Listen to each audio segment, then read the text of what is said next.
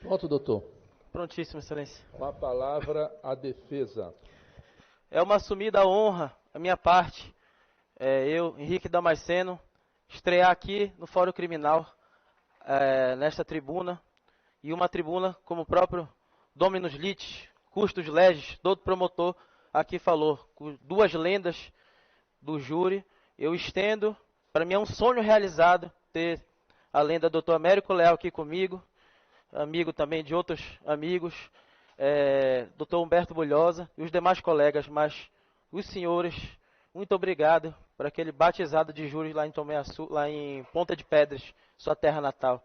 Para mim é uma sumida honra e é uma graça de Deus, porque se nós não tivermos fé, nós nada somos. O apóstolo Paulo já dizia isso. Aqui fala, sem sensacionalismos, como porventura pode parecer, que a defesa faz tudo para conquistar os jurados ou tocar.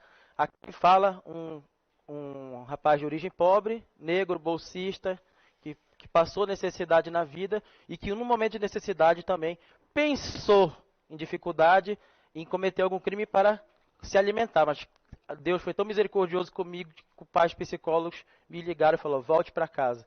E eu nada fiz. Então, são níveis de consciência social.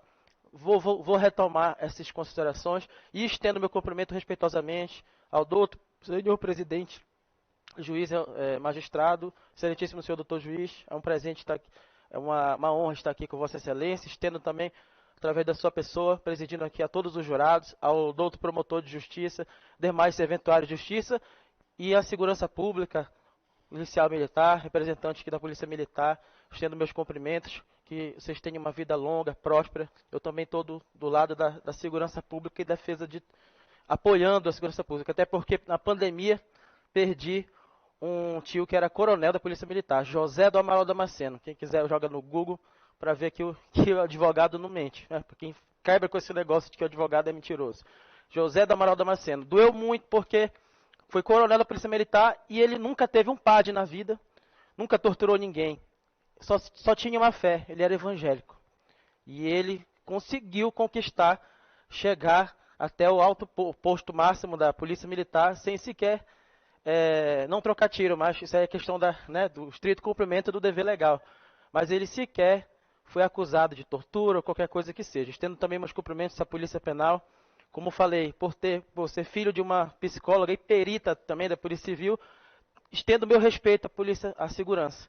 Nós, advogados, não somos defensores de bandidos. Saúdo também a plateia que aqui está. Então, como dizia,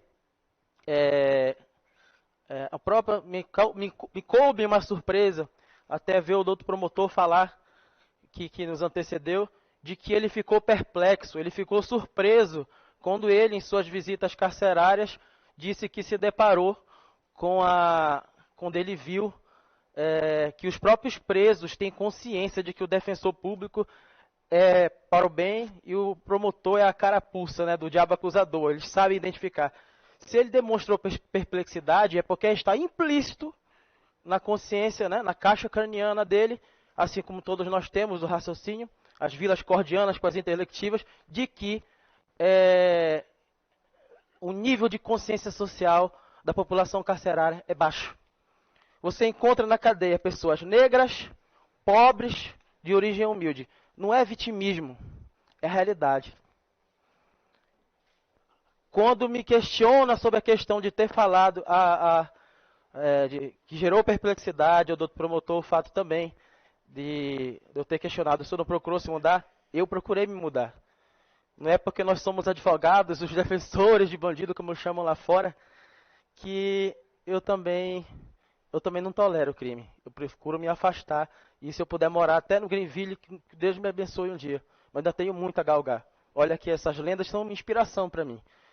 E como eu diria, cheguei naquele momento, inclusive até a orar a Deus, ter fé é muito importante. Porque se um dia um bolsista negro pobre, que pensou quando passou fome, pensou em cometer um furto para se alimentar, e eu estou aqui, Deus foi misericordioso comigo, e levando bullying por ser bolsista na universidade privada, toda uma série de dificuldades na vida, depressão, estou aqui.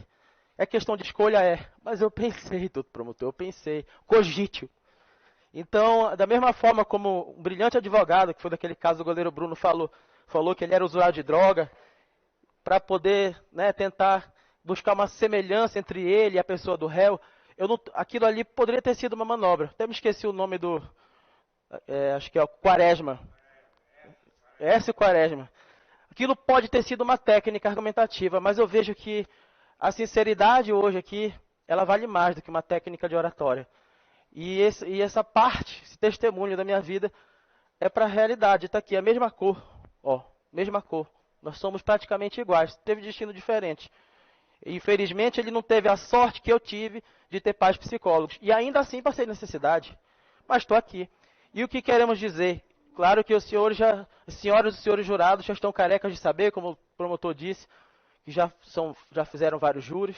Mas para resumir, é sempre bom frisar. O artigo 133 da Constituição Federal de 1988, 133, gravem bem isso, essa é a base. A Constituição ela é o nosso patamar, nossa carta magna, nossa maior legislação. Tudo aquilo que está abaixo dela, que contraria ela, deve ser anulado, deve passar pelo crivo do judiciário para que essa lei venha a ser revogada e perca seus efeitos. O artigo 133 ele diz que o advogado é indispensável à administração da justiça e ele colabora também para o equilíbrio dos três poderes e da manutenção do próprio judiciário, porque ele representa o tripé, acusação, defesa e juiz. Que hoje, isso aqui é o juiz técnico, presidente, o júri é uma exceção. É passado para 7 ideações, 7 vidas, 7 mundos, 7 universos diferentes, 7 criações.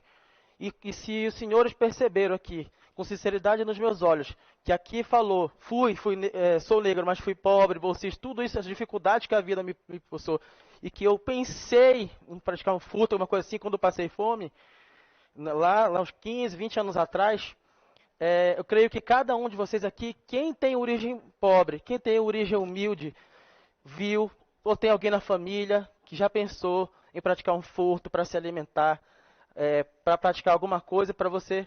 E a consciência social, independentemente do nível de estudo que cada um tem, eu creio que cada um aqui que é ser humano sabe o que é isso. E o fato aqui que eu quero trazer é a questão da mentalidade. Como eu disse na parte das inquirições de testemunhas, eu cheguei a ser ameaçado pela mulher dele. E quem conhece pela mulher dele, né, o Iliane Ramos Cardoso, pode jogar nome no Google, entre aspas, também vocês vão ver que ela tinha alta periculosidade, tinha processo na justiça, condenações. Ela era a de fato iniciada no crime organizado, não se sabe qual era, né, se era PCC, se era CV, se é FDN, não se sabe. Eu também não gosto de adentrar, como falaram, né, porque a gente é advogado, que a gente somos parceiros do crime. Não, a gente odeia crime. Da mesma forma como Jesus odiava o pecado, mas ele amava o pecador. A advocacia também. Jesus, inclusive, foi o primeiro defensor público da história da humanidade. E se nós estamos, por mais que o Estado seja laico, mas se nós todos temos por maioria um país cristão, seguidor da filosofia judaico-cristã, então se nós aceitamos Jesus como filho de Cristo, nós também temos que entender que se ele viesse hoje, ele estaria nessa cadeira aqui. E não estaria na cadeira da acusação ou quiçá a defesa. Então, essa é a imagem, é questão de alteridade. O Carnelucci, daquele livro Misérias do Processo Penal, um livro muito famoso, ele dizia que a arte da defesa na advocacia criminal é você descer degrau por degrau até ficar do lado do réu, sem salpicar os sapatos, sem sujar os sapatos. Então, a posição da defesa é essa. Eu estou aqui, ó, eu encaro e olho essa pessoa como um ser humano que ele é. E me dá alegria de ver ele, por ser filho de pais psicólogos, todas as vezes que eu fazia visita carcerária, eu via sorriso nele, o choro, emoções. E eu conheço pessoas quando são psicopatas. Posso não ter formação de psicologia, mas tem a matéria psicologia jurídica na faculdade. E também, quem sabe, né, tem aquela questão da vitimologia e tem a questão do estudo da face do criminoso. O Vitor, ele demonstra emoções. O psicopata, o sociopata, ele é frio. Ele não chora, ele não ri. E eu não verifiquei psicopatia nele. Então a teoria que eu encaixei, porque eu sou como se fosse o juiz natural. O juiz natural é aquele que conhece a causa desde o ninho. Então ele sabe mais. Então eu não sei mais que os colegas, por uma questão de achismo, que eu sou melhor. Jamais, é que são lendas que estão sentadas ali. Mas é porque eu estou mais tempo no processo. Ah, não gosta do bandido? Vá para casa. Se você for absolvido, tem um quarto lá de hóspede para o senhor. Se sua família não lhe aceitar mais, só tem direito a dormir lá em casa. Tá, meu querido? Tem minha esposa lá, tem minhas filhas. Mas por que eu estou falando isso? Eu vou fazer isso com qualquer réu? Não, isso não é argumentação lógica, nem técnica jurídica. Tem clientes, infelizmente, que não demonstram emoções, não são pessoas como a mãe dele falou, que era um bom menino, que era tudo isso. Tem pessoas que quando chegam no parlatório, eu sinto arrepio na espinha, senhoras e senhores. Aquele olhar assim, ô doutor. Obrigado, Bulhosa. Ô doutor, tira daqui. Vocês entenderam? Então, ele é diferente. E ele é viciado em drogas. Ele tem esse problema. Ele não enveredou, infelizmente, pelo caminho do crime, mas ele tem o problema do vício. E o artigo 45, como vai ressaltar aqui o brilhante Dr. Américo Leal, diz que quando você pratica alguma ação, involuntária ou não, sob efeito de entorpecente, você fica isento de pena. Então, eu peço a todos aqui que se coloquem humildemente no lugar dele. Porque o processo penal, ele já é uma pena em si, ele já é uma condenação em si. Esse cidadão aqui já foi condenado. E eu fico orgulhoso de ter o senhor, né, policial penal, ter sobrevivido. Parabéns, senhor pai de família, tanto quanto eu, como cada um aqui. Nós todos somos braços do mesmo Estado. Fazer a segurança e pela Constituição nos garante a defesa. Parabéns para isso. Mas ele já está condenado. Ele está inválido. Se ele for absolvido, ele vai sair daqui e vai viver do famoso encosto, né? Que fala, fulano está encostado do INSS. Então ele já está inválido. Pegou um tiro no olho, que ele siga a vida dele dali. Então, se eu finalizo a minha participação, já estourou meu tempo, tem os colegas demais para dar suas colaborações, com uma reflexão de Fernando Pessoa, que se encaixa perfeitamente no caso aqui do Carlos Vitor. Ele dizia assim, é a dúvida de Fernando Pessoa. Quem poderá escrever aquilo que poderia ter sido o irreparável do meu passado? Esse é que é o cadáver. Se a certa altura eu tivesse me dobrado para a direita ao invés de esquerda, se em certos momentos eu tivesse dito não ao invés de sim, se em certas conversas eu tivesse dito as frases que só hoje elaboro, talvez eu seria outro hoje. E o universo talvez inteiro seria insensivelmente levado a ser outro também. Fernando Pessoa, muito obrigado. Deus te abençoe.